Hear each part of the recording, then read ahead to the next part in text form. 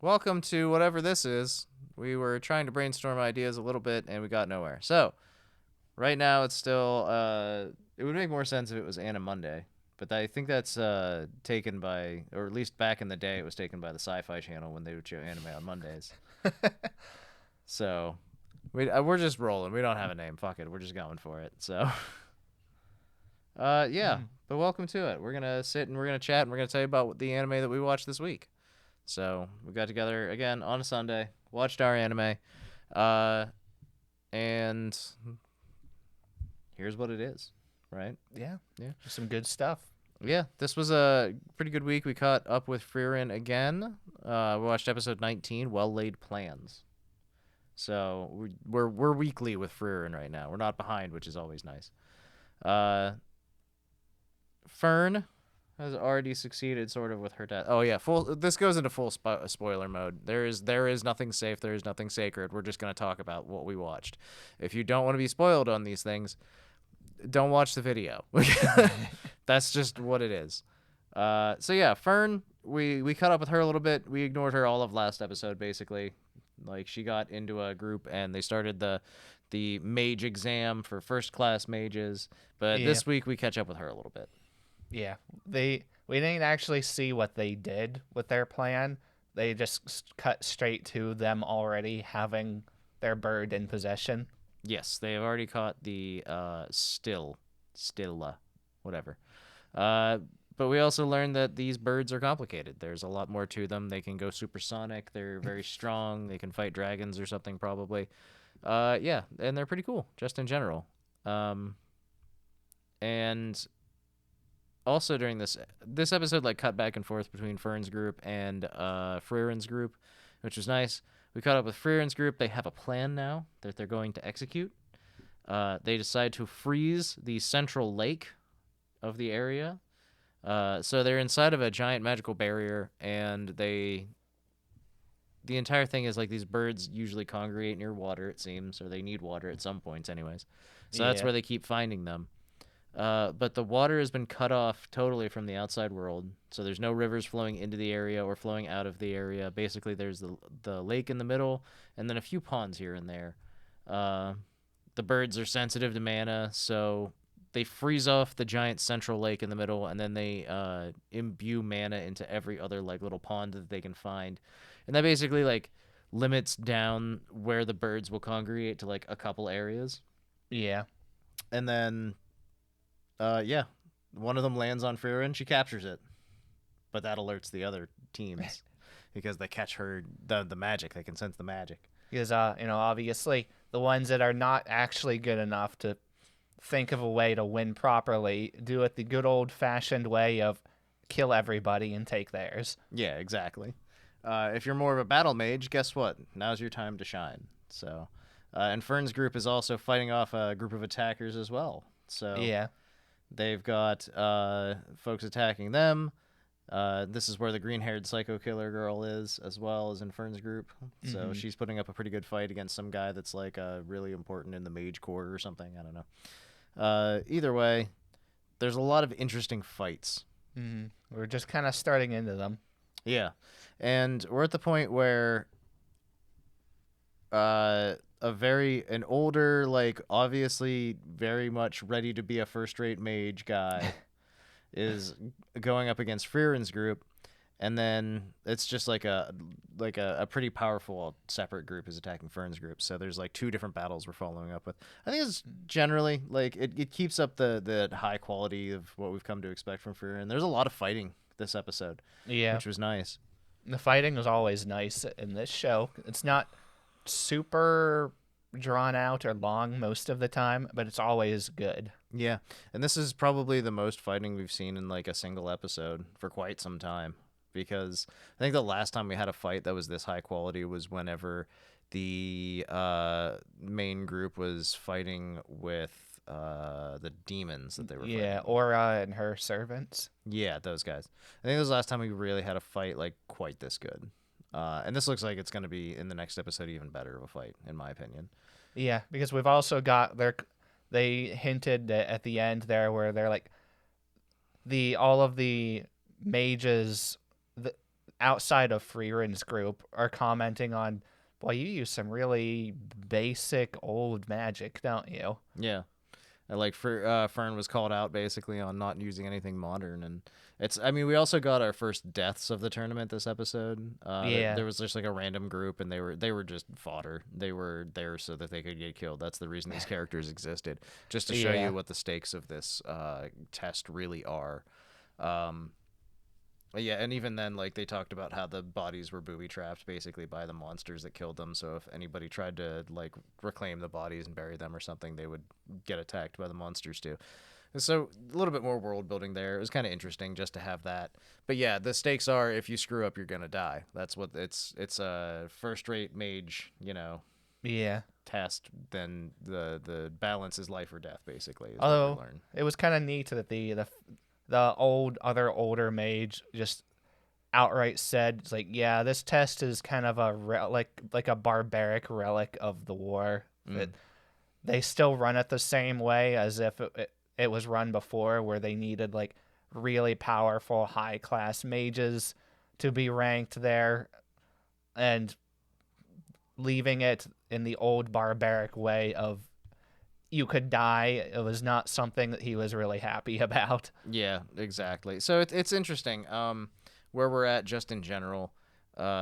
People are gonna die during this battle or during this test, I guess, and that's just gonna be what it is. We got a preview for the next episode. It's the same kind of preview you always get with Frieren, where it's just a bunch of people talking over each other, and then eventually you get the title. And the next episode we get is called Necessary Killing, which I'm excited for because I have a feeling like the mage that was battling against Fern was interesting because she was calling Fern out on using like old school magic and not having anything new, but she also was saying like there's something weird about this fight, like it doesn't feel right. Yeah. And I think that's like if I'm wondering if they're gonna go the route of like Fern is purposely trying not to kill them, and that's what she's gonna have to contend with next episode, and that's why it's Necessary Killing is the next one. Maybe. That was my thought for it, but I'm not really sure. I'm still throwing around the idea that Fern is actually uh taking after Frieren far more than what they've openly explained so far, and that she's actually far stronger than what they're letting on. Yeah, I have a feeling what we're gonna end with this arc is that both of them are gonna come out of it first rate mage. Like they're gonna Yeah. have those guarantees basically. So yeah. Any other thoughts about this episode of Frieren? I thought it was just it's beautiful, the music's great, like everything is always fantastic with this show so far. So Yeah. Good episode. yeah, I liked it a lot.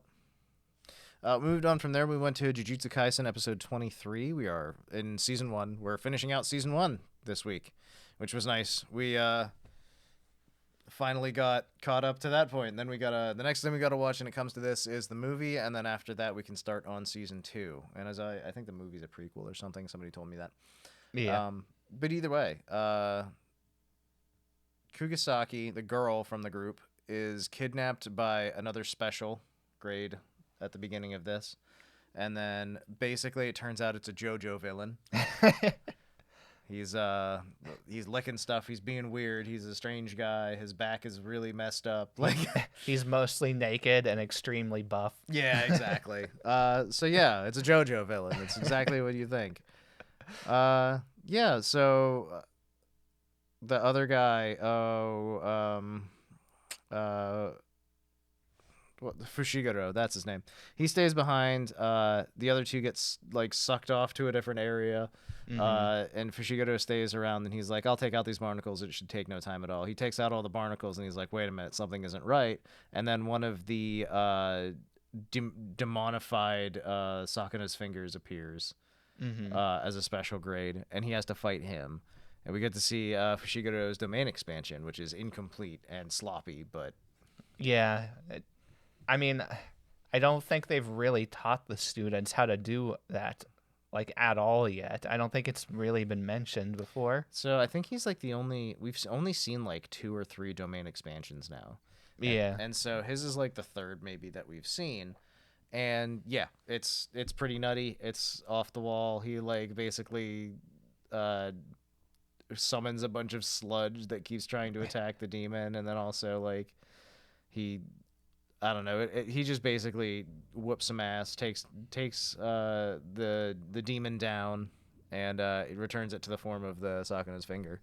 So he Yeah. wins out, and then he pukes and falls asleep, just like every Yeah, this is kind of his like his part in the story where he's realizing, hey, he should maybe actually start putting like real harder effort into things, and instead of trying, Yeah, they're the exact phrasing for it in well, like message behind it was stop trying to be a team player, just actually go in and try to win. yeah. It flashes back to Gojo training him, and Gojo's like, "You need to be greedier. You need to want this for yourself, not for everyone else. Like this is something that you need to chase if you want it."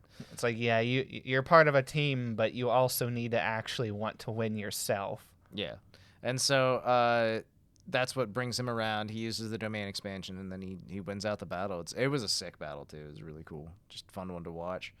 And it also played out because like he's fought one of these sock on his fingers before, and he got his ass kicked basically last time, and he ran away too. And so like this is sort of like a coming back around moment for him, which was really good to see. And then we also got some of his like personal backstory with his sister and everything too, the stepsister, whatever it is. So there was a lot going on for him in this episode. It was really good. And then it goes at the end after he throws up and passes out. It goes back to the other two who are now doing it, basically having a 2v2 fight versus the special grade demons that have appeared. And they're the ones that were stolen from like the Jujutsu school like a few episodes ago.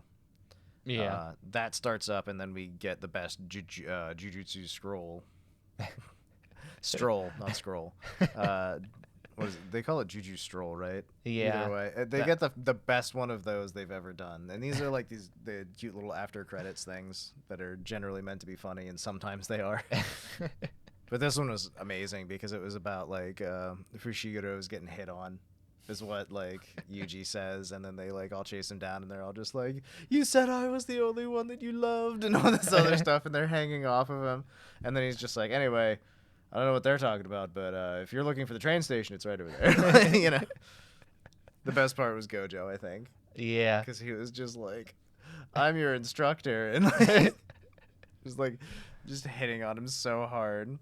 "I'm gonna teach you how to play Twinkle Twinkle Little Star," and like, he's just like, "I hate this so much. You guys all suck."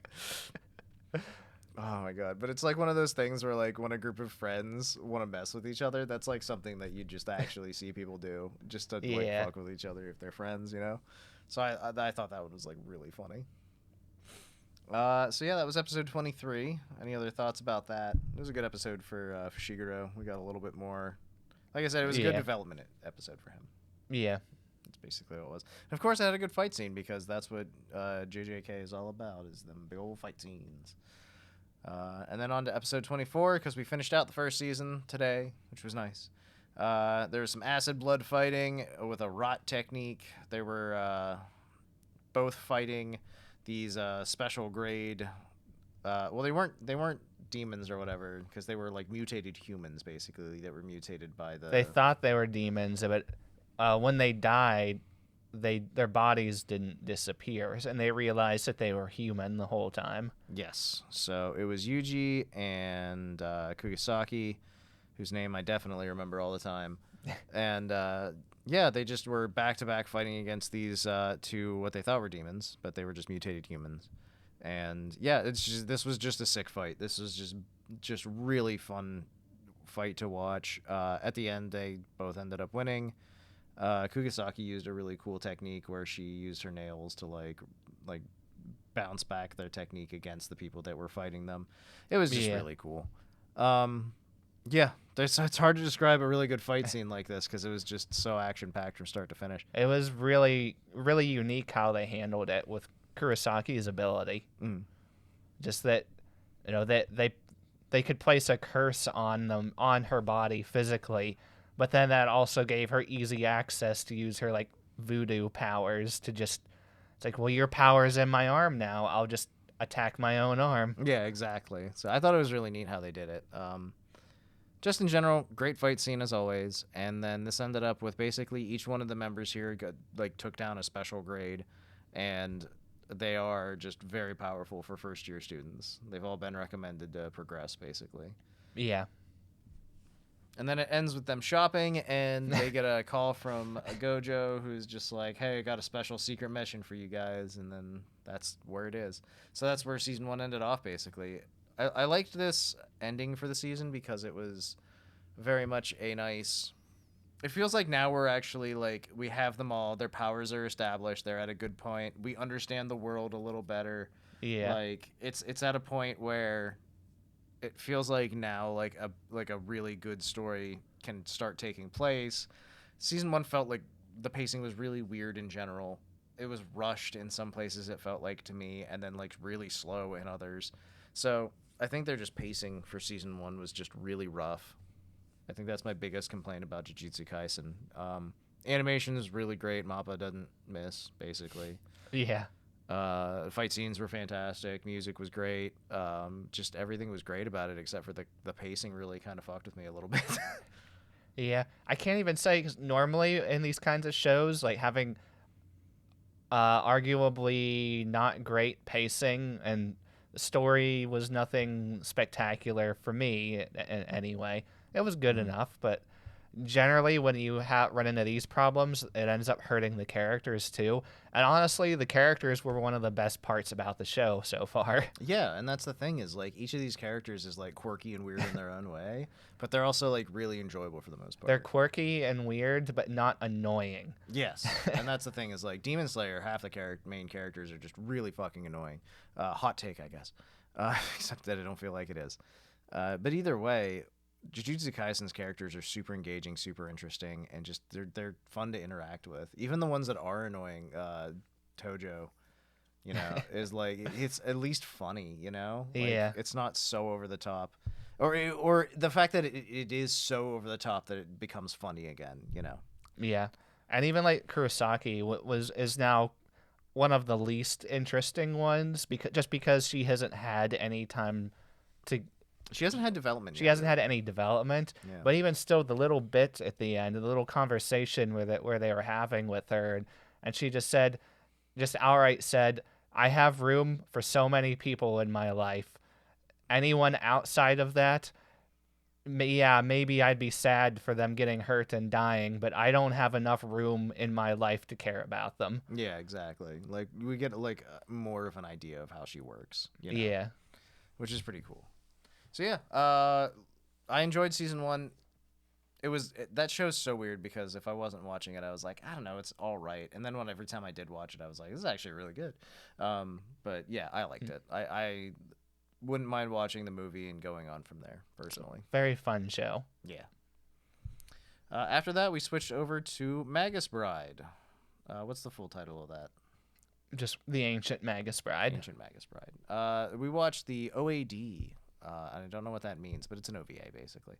I'm sure it means like it was just online or something instead of being on video. These were the 3 episodes they released before the first season officially aired. Yeah, so this was like 2016-17, I think, when I read online. Yeah. So we got introduced to the 4 main characters, Chisei, Ruth, Elias, and the maid, Silky, who basically has one line, and it's G, because she just stares at people. But yeah, my interpretation of this, because Carlos has watched it all before, right? I have watched all the way through season 1 and part of season 2. Gotcha. So this was my first time watching any of this, and basically, like, the beginning of it shows a mage or something getting a bunch of supplies together, sending them over to Chisei, who is a girl who is learning magic from Elias, who is some sort of a horse head with horns guy, goat head, whatever.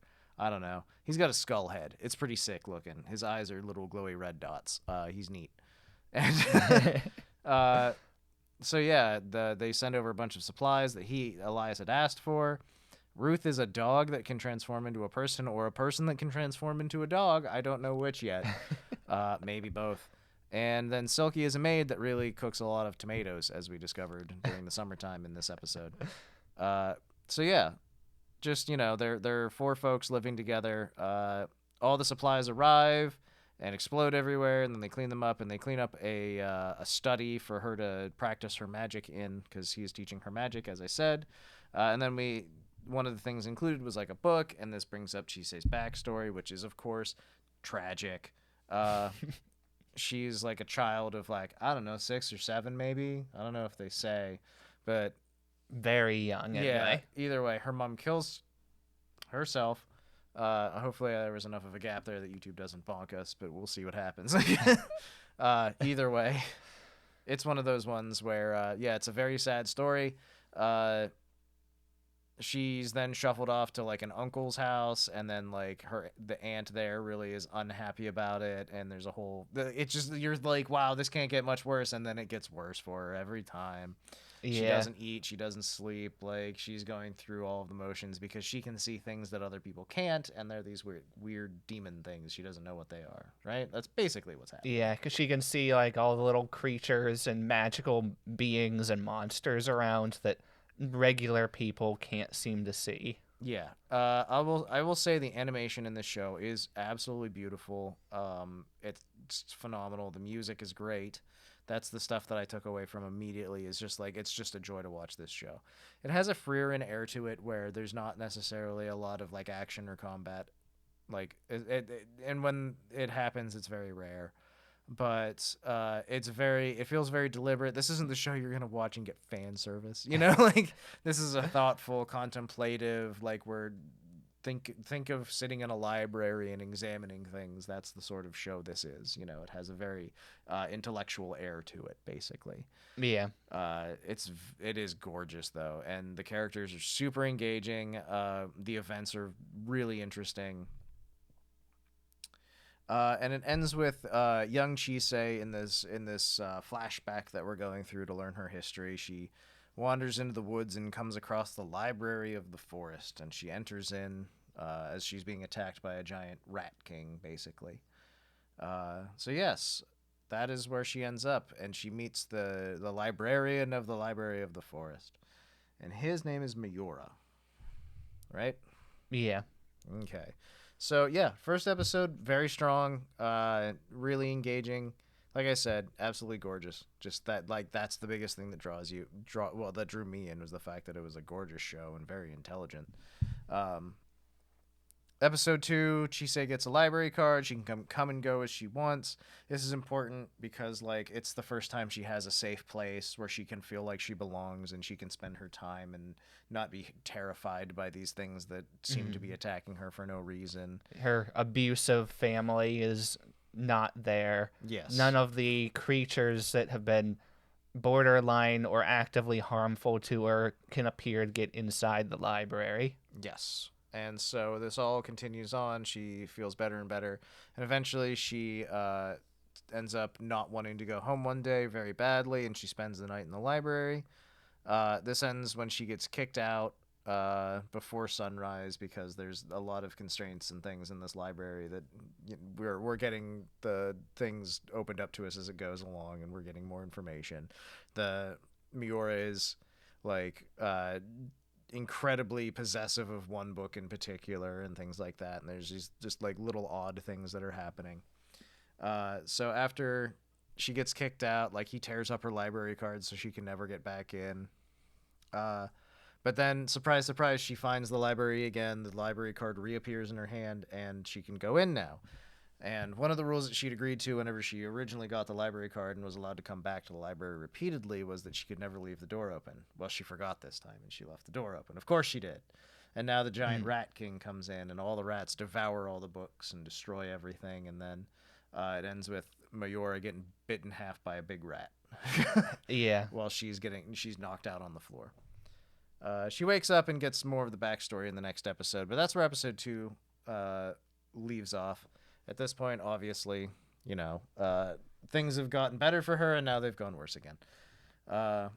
We find out in the next episode Miura is actually long dead. He's basically been sort of kept alive inside this library that he can never leave in the forest. But now that the rats have gotten in and basically destroyed it all, he's gone for real now. The last thing he does is he asks Chisei to take this book that he got from a girl he loved and bring it back to her. Uh, Chisei does exactly that. She tracks down the person's home, and then it turns out they're in the hospital and goes to the hospital. And surprise, surprise, Miura looked like he was a young man, but in actuality, like he had died decades ago, and the person that he loved is now an old woman. But she returns the book to her and gets a hug. Yeah. Which is like the first human kindness she's ever shown in this show, like directly. Like Miura was kind to her, yes, but this is like somebody like embracing her and like telling her things are okay and she's grateful. Yeah. Like so it's one of those moments where like things feel like they are starting to turn around a little bit. And at that point, she gets kicked out of her family, her uncle's house again. She leaves the other book that she was given by Mayura at the old place and just abandons it, basically. And so she's like, the lesson of the book she was given is that like you just have to keep looking and you'll find beauty in this life eventually. And at that point, she's so thoroughly destroyed she doesn't even believe that. Yeah, because this was not the book that was so that she was supposed to take to No, the lover. she returned that one book Yeah. to the old lover. She was given an actual book by him as a gift with this lesson to don't give up.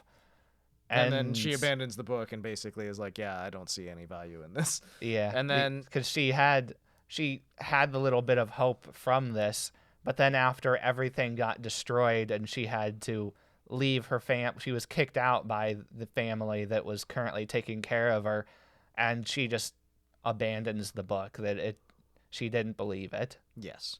And then we return from the flashback to the current time, and basically that's where we're at, is she's just like, I'm going to reread this book because I feel like the message is meaningful to me now. Obviously, she's come a long way. We don't have anything really from the in-between years there to go off of yet. I assume we'll get more of it in the show when we get to that. But yeah, this was like a really solid 3-episode OVA. It told a beautiful start to finish story. The animation was gorgeous, like I said. And just it's a fantastic piece. Like if you just want to sit down for an hour and a half and watch 3 episodes of anime that are really high quality and like really great, I thoroughly recommend it. It's fantastic. Yeah, I look forward to watching more of this, frankly. Yeah, because that was this. It flashes back from some point further, like relatively farther into the first season. But without, other than introducing characters that you don't know yet, it didn't matter. But Gotcha. now episode 1 of the first season will then start at the actual beginning of the story, where you see how she gets to where she is after growing up. Gotcha. So there we go. There's a lot more there that's going to be great. Okay. And then that was... I felt like we needed something a little lighthearted after that. We're in between a lot of shows right now. So I was like, let's watch the first episode of Miss Vampire Who Lives in My Neighborhood. This is it's basically like a gag comedy show from 2018. The first episode is called Ordinary Citizen of the Dark. It starts off with a girl that's lost in the woods named Amano Akari. And suddenly a vampire appears that looks like a 13-year-old girl. And the vampire is just like, oh, don't mind me. I'm just a normal vampire wandering the woods at night. Her name is Sophia Twilight. It's quickly established that, like, Akari has this weird obsession with dolls, and she heard that there was a living doll in the area and all this other stuff, and that's what she was looking for. But she found a vampire instead. Sophia picks her up and flies her back to town, and is just like, I live in town, actually, right over here. Like... You were like way off. So yeah, it's just like a dumb, like there's a bunch of little jokes in it. It's fun. Akari opens up Sophia's coffin at one point in her house and finds that she has a Dakimakura inside. Like it's a lot of this kind of stuff. Sophia is talking about how she's like, Because I'm only awake at night, I watch a lot of late night anime, and she's just like, I bet all the people reviewing late night anime online are just vampires like me, like it's just a lot of this stuff that's just like the joke after joke that are just really funny and silly. And My favorite was it's like they asked the vampire, it's like, hey, you're strong as a vampire, right? Says, yeah, I'm strong. I was like, I'll show you then. And they step outside, and she comes back and just like crashes a giant road roller onto the ground, and I'm like, I see that JoJo reference. Yeah, exactly. She's just like, I can pick up this road roller with one hand. Which is great because then like Akari runs away and she's like, I think I scared her away. And then Akari shows up later. She's just like, I brought all the jars from home I couldn't open. Please help me. It's just like joke after joke after joke. And then eventually Akari moves into the house with Sophia, the vampire. And there's this whole proving thing where she's like, I just have to prove that I'm useful to her and she'll let me move into her house. Then at the end, she's just like, you can move in. I don't really care. She lives in a mansion. And he's like, I am a vampire living in the modern day. What do you think I am? I order my blood from Amazon online. Yeah, exactly. Every time she's just like, oh yeah, it used to be really annoying because I hated doing dishes because of running water. But then I bought a dishwasher, so now I don't have to worry about it. Life's very convenient now. Like, it's such a silly show. It's really cute. The animation's adorable. There's undertones of Yuri. Like undertones. Yeah, all right. There's overt overtones. Like one of the last shots of the episode is Akari imagining the two of them getting married and stuff. So it's a dumb show. It's fun. The jokes are just solid on it throughout the whole thing. The animation is really cutesy. It's like Kinnero Mosaic animation, that kind of style. Uh-huh. So just in general, it's one of those shows that like I don't think I ever finished watching it back in the day, but it was one of those ones that like I know Carlos is like big into vampire shows and things like that, and I just kind of figured that would be like one that's just like it's got a vampire in it. Yeah, let's watch it. It counts. It's a vampire. Any other thoughts about anything we watched today? I guess just in general, Frieren continues to absolutely be fantastic. I'm excited for more Jujutsu Kaisen because I feel like we're at a point where maybe the pacing is gonna sort itself out after the movie. I don't know. I hope. If anything, I'm looking forward to more action. Yeah, that's true. It's always good stuff. And then Magus Bride is just gorgeous. So I'm just really enjoying that. And Vampire Who Lives in My Neighborhood is a great little bit of dumb comedy fun that I really enjoy, frankly. So yeah, that's the anime we watched this week. Have you watched any anime this week? Let us know. Let us know what's good this season because I'm curious about it, frankly. I haven't found a whole lot of stuff. I was curious about Undead Unluck, but I'm hesitant to subscribe to High Dive again for one anime. That's how they got me for Oshinoko. I'll resubscribe for Oshinoko. But like past that, I'm like, Oshinoko and Made in Abyss. Yeah, Made in Abyss is the other one, of course. So yeah. There you go. That's what we're watching. What are you watching? Tell us. For real, I actually want to know because if there's cool stuff this season, I want to catch it, All right, thanks. All right.